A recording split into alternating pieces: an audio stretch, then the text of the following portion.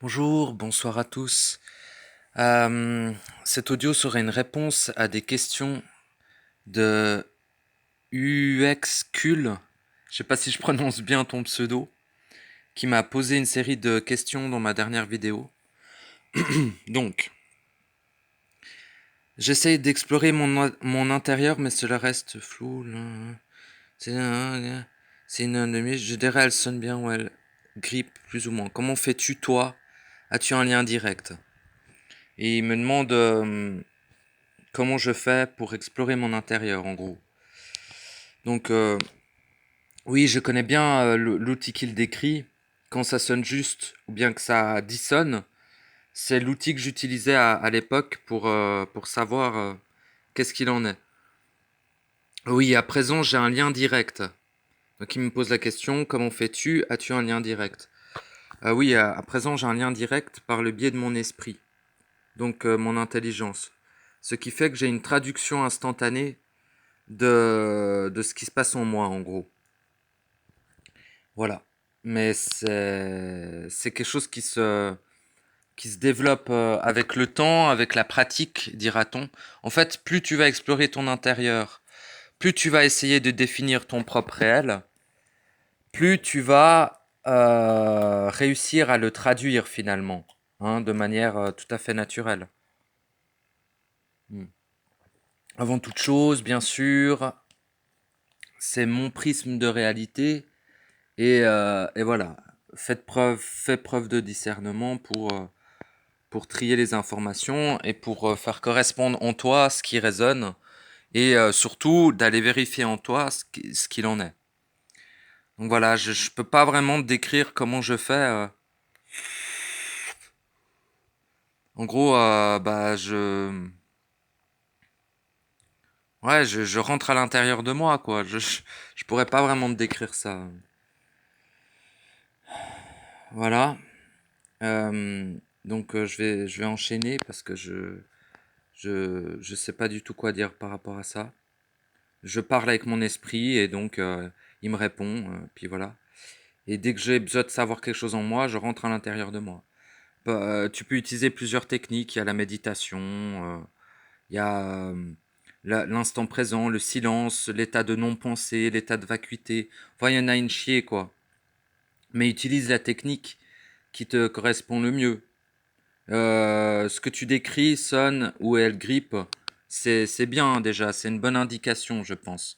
C'est un, c'est c'est pas forcément extrêmement clair, mais ça permet d'avoir déjà une bonne indication de,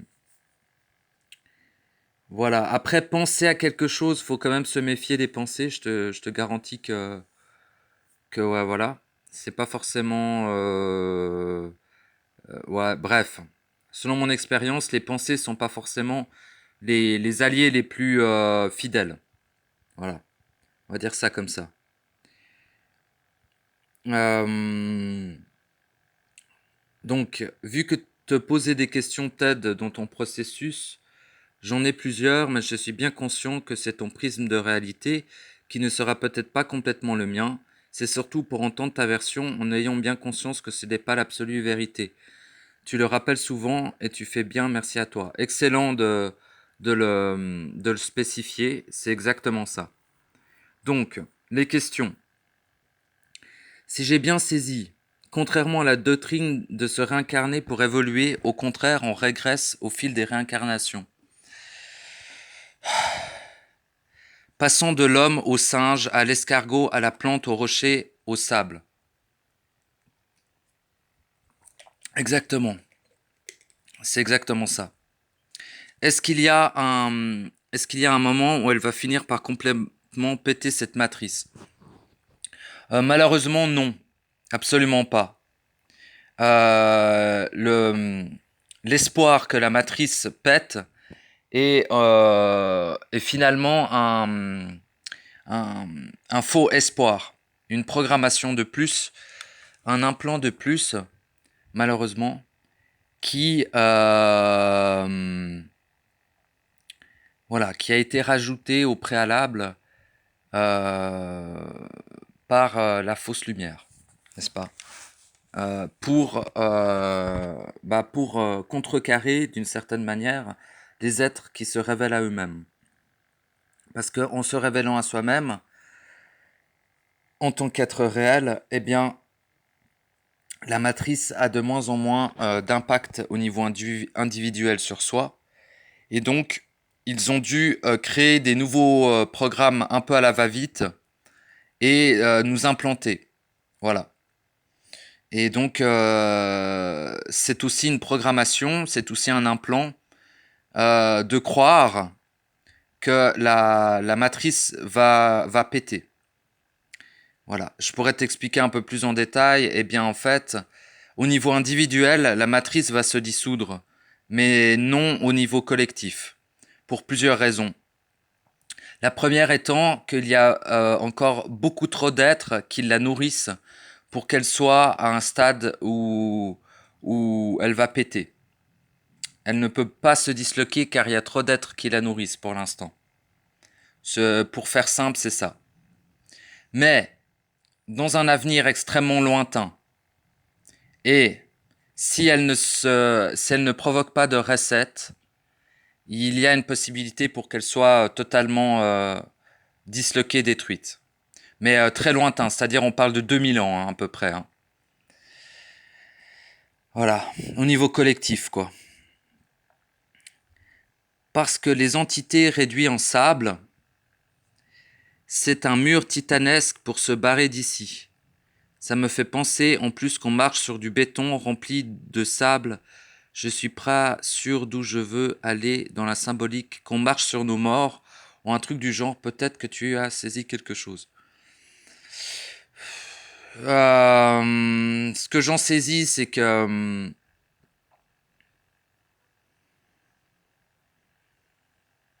je sais pas, je comprends pas exactement bien. C'est-à-dire, non, les entités qui sont réduites en sable, je sais pas. Moi, ce que je sais, c'est que les entités qui sont dissoutes, quand elles sont dissoutes, il ne reste rien d'elles, n'est-ce pas? Il ne reste rien d'elles et l'énergie qui a été dissoute est redistribuée. Donc, je comprends pas vraiment où est-ce que tu veux en venir par rapport à ça. Non, le plus grand mur, c'est l'ignorance et le doute. C'est tout ce que je sais pour se barrer d'ici. C'est l'ignorance de sa véritable nature et le doute concernant cet endroit. On croit toujours qu'il y a une utilité à être ici, on croit toujours que cet endroit a une utilité, on croit toujours que ça sert à quelque chose, etc. Et ça, c'est le plus grand doute possible. Ça nous fait rester ici, malgré nous, finalement. Mais oui, le fait qu'on marche sur nos morts, ça me parle un peu plus déjà. Eh bien oui, on marche sur nos morts, effectivement. Hein, faut, c'est un peu sale, mais en gros, l'hologramme collectif, c'est-à-dire la Terre, sur laquelle on marche, est créé dans la souffrance, le phagocyte de nos énergies et le détournement de notre puissance créatrice individuelle. Donc on pourrait dire qu'on marche sur nos morts, effectivement. Car lorsque quelqu'un meurt, il est complètement ponctionné de sa mémoire. On dit qu'elle est effacée, mais finalement elle est ponctionnée.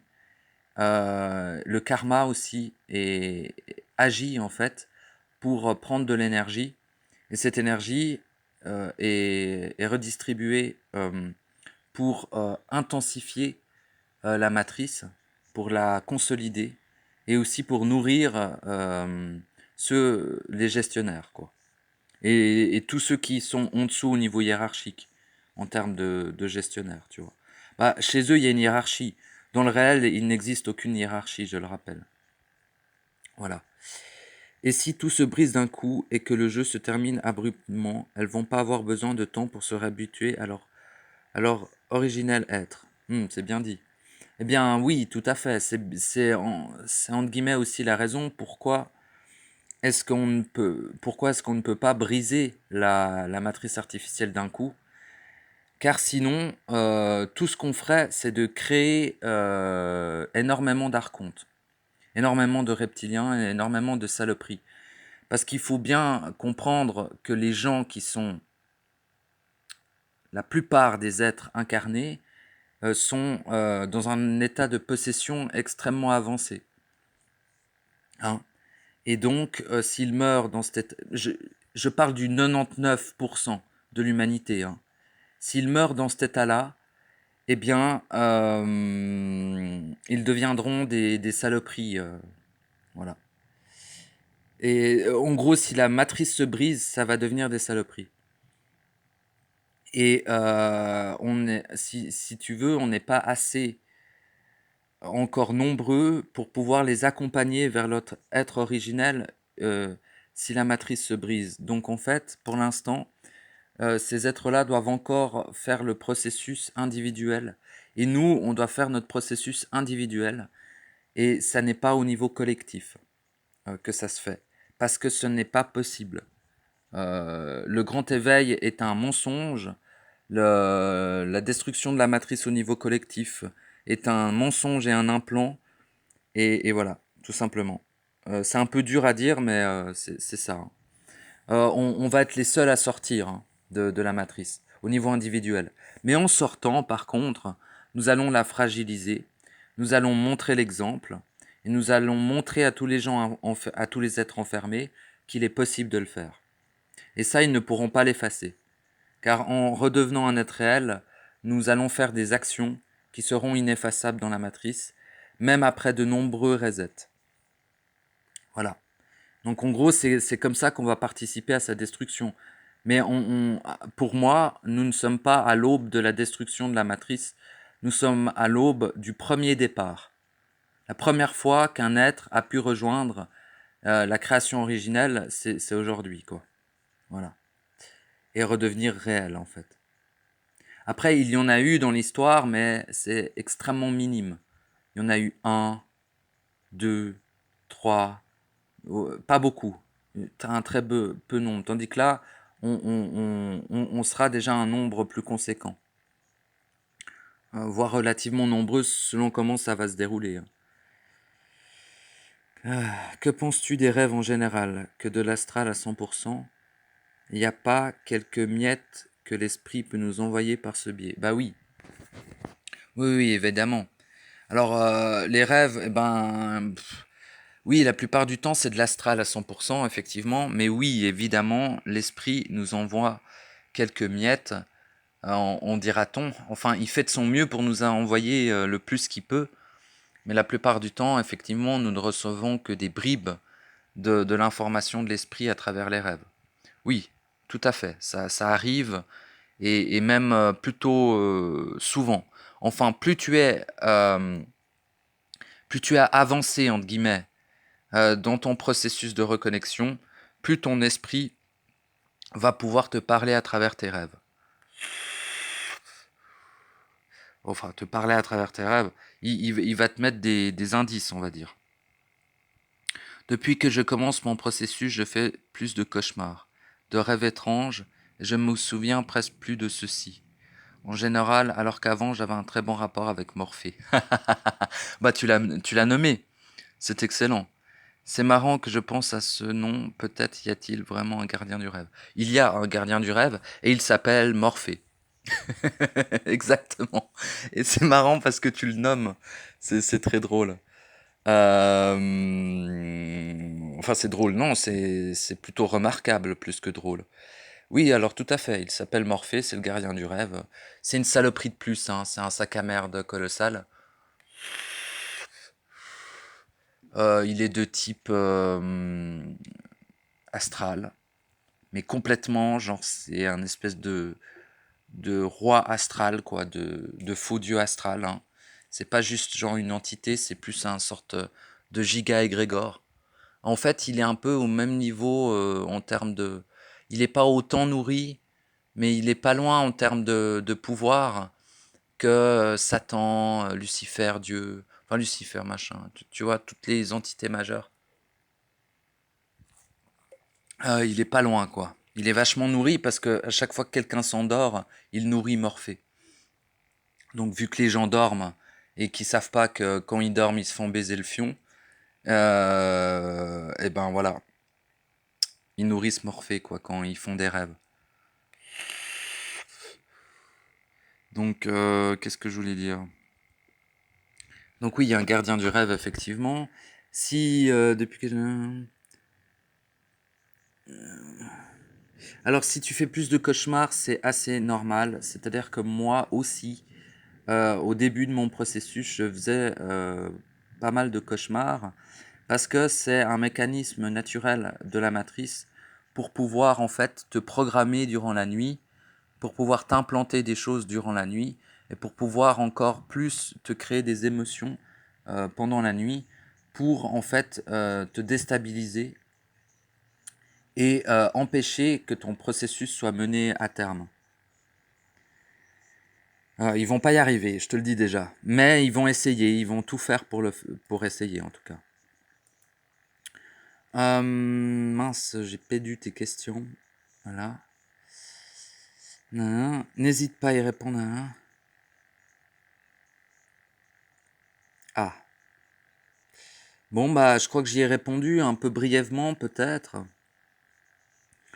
Mais voilà. Ouais. Ouais, je sais pas quoi dire de plus. Euh, ouais. Non, la doctrine se réincarner pour évoluer, c'est de la saloperie. C'est un mensonge, c'est une programmation pour nous faire rester ici et nous faire croire que la réincarnation, c'est merveilleux, alors que c'est la pire des choses qui soit. Et on régresse, effectivement, car nous faisons phagocyter, c'est-à-dire notre étincelle et notre être réel, entre guillemets, mais en tout cas notre étincelle, et se fait phagocyter de vie en vie. Et effectivement, on régresse, hein, on passe. C'est exactement ça. Et après, on devient du sable, exact. Et après, on se réincarne plus. Après, on se fait réincarner dans l'astral. Et on devient une entité. Hein. Toutes les entités que tu vois, en fait, il y a trois types. Il y a des êtres réels qui sont devenus des entités. Le deuxième type, c'est des égrégores, donc des entités qui ont été créées à partir de l'astral personnel d'un être réel, d'un être créateur. Et après, il est réintégré à l'astral collectif, et ça devient une entité collective. Et la troisième catégorie, c'est entre guillemets, les entités initiales, c'est-à-dire, c'est des extensions, pardon, des gestionnaires, des extensions du démurge directement. Donc, en gros, si on parle des reptiliens royaux, de toutes les saloperies majeures, sont pour la plupart des extensions du démurge corrompu. Le chef des gestionnaires, tu vois. C'est-à-dire directement des archontes, quoi. Mais une extension d'eux. Bref. Donc voilà, c'est les trois types d'entités qui existent dans cette matrice artificielle. Pour te dire, la plupart sont des égrégores. Et une partie assez conséquente sont des anciens êtres réels qui sont devenus des entités. Et une partie extrêmement faible sont une extension des archontes, des gestionnaires.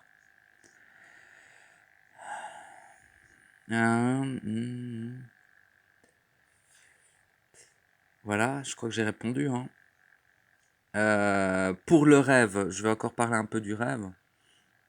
Il y a une possibilité de mettre en place certains protocoles avant que tu t'endormes pour éviter de te faire astraliser pendant que tu dors. Voilà.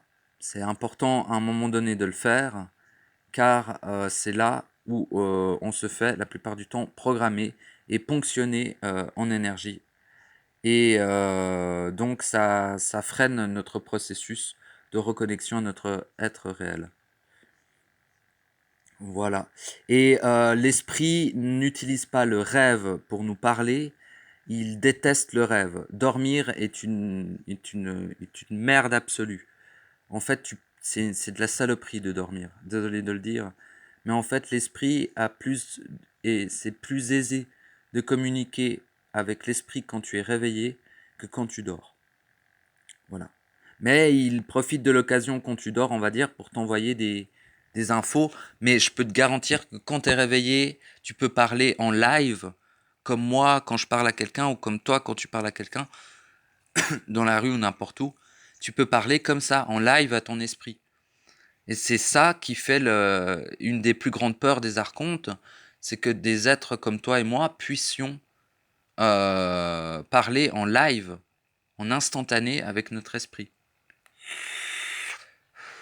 Parce qu'une fois que le lien, une fois que la connexion est établie avec l'esprit de manière instantanée, ils ne peuvent plus rien faire, quasiment. Ils peuvent plus te programmer, plus rien, parce que l'esprit t'accompagne tout le temps.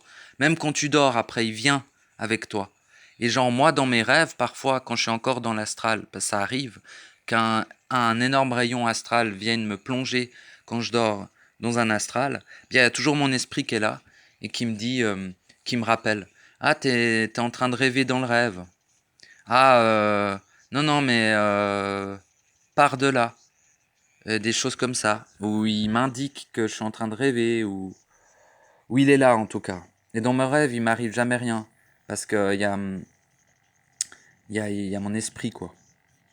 Ma volonté aussi, hein, donc le feu, qui me permet de sortir du rêve, dans le rêve, quand je dors. Voilà. Bon, c'est des choses qui se développent, c'est des choses que tu as en toi, en fait. Hein. C'est des choses qui se développent, qui se réveillent, plutôt. À faire réveiller. C'est comme en état de veille, si tu veux. T'as pas à le construire, à le développer, tu sais, comme ce délire des chakras, à développer, gna gna. Non, c'est pas comme ça. C'est vraiment à réveiller, en fait, parce que c'est endormi sous anesthésie profonde. Voilà. Donc voilà, j'espère que j'ai plus ou moins répondu à tes questions. Même si ça aurait peut-être... je sais pas si j'ai bien répondu, j'ai fait de mon mieux. Bref, j'aime pas cette phrase, j'ai fait de mon mieux, mais c'est sorti tout seul. Voilà, merci encore pour tes questions. Euh, je saurais pas quoi dire de plus, donc je vais passer à la quatrième question que tu m'as posée par la suite. Attends, je vais boire un peu d'eau. Voilà.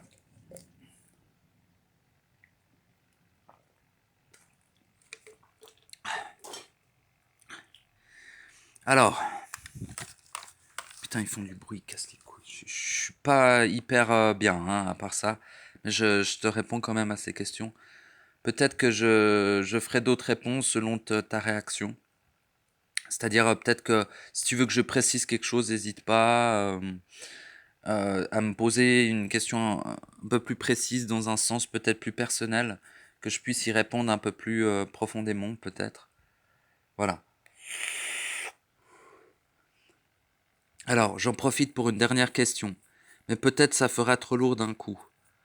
Non, mais ça va, franchement, c'est cool. Comme je t'ai dit, ça permet de me poser des questions et que j'y réponde.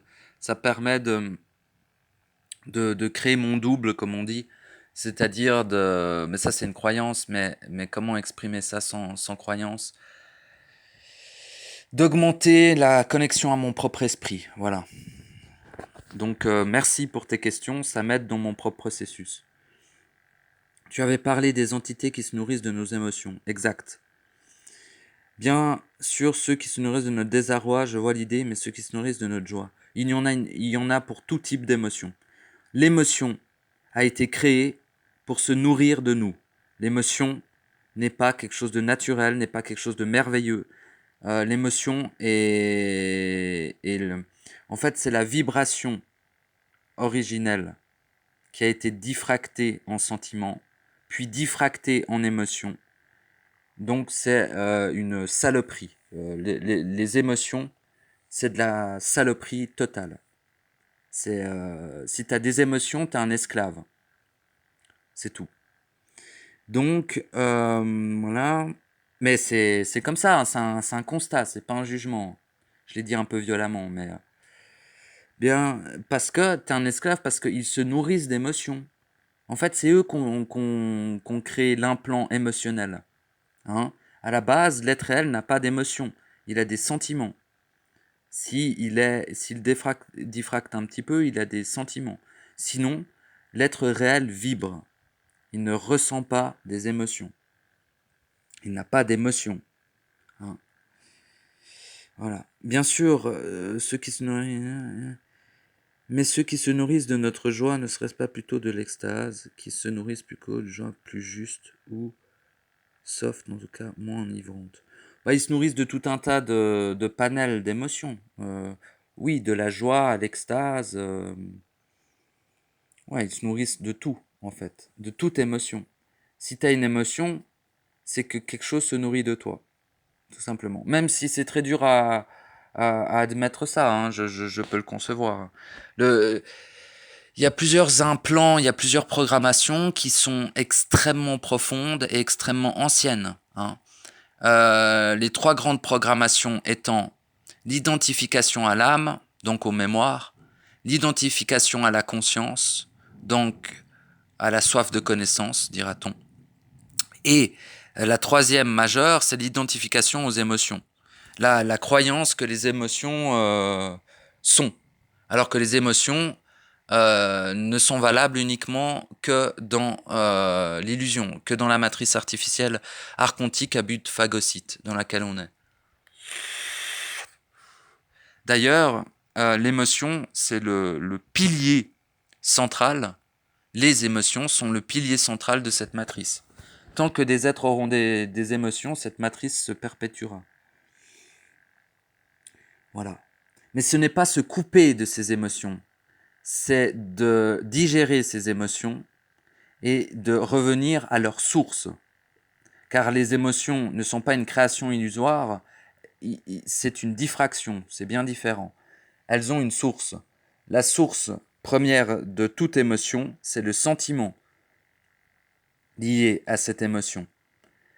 Puis, en allant encore plus loin dans la source, c'est la vibration.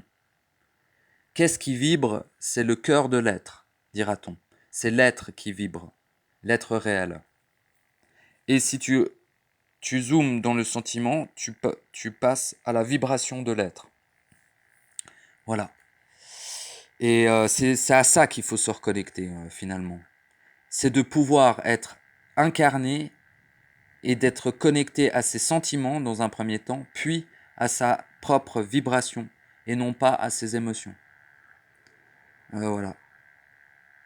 En fait, c'est pour être libre, hein, parce que les émotions t'enchaînent dans un cycle et dans une réciprocité on se nourrit de toi, tu vois, si tu as des émotions. Et en plus, tu nourris la matrice en ayant des émotions, donc pas ouf.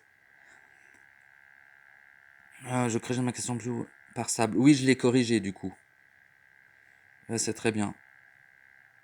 Oui, j'avais plus ou moins compris, mais j'ai un peu de peine avec ta première question, je comprends pas très bien, en fait. Mais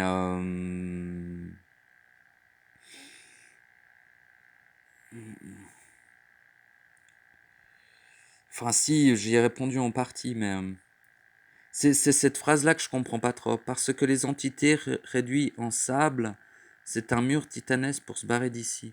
Moi, je le vois pas comme ça, hein, en tout cas, mais pour moi, une entité dissoute, au contraire, ça augmente la possibilité de partir, en fait.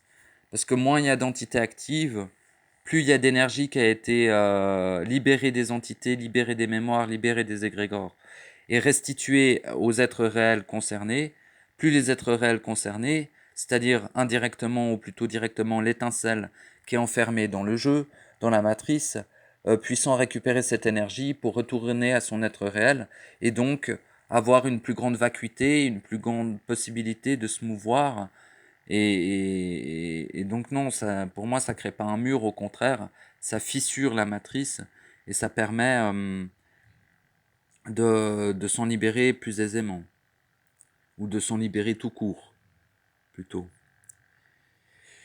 Donc voilà. Voilà, j'espère que mes réponses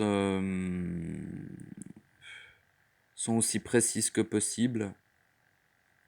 Et en tout cas, merci de me les avoir posées. Redis-moi hein, si tu veux que je précise certaines choses. Et voilà, bonne suite de processus à toi. Merci encore pour tes questions. Et peut-être à bientôt, hein. Merci.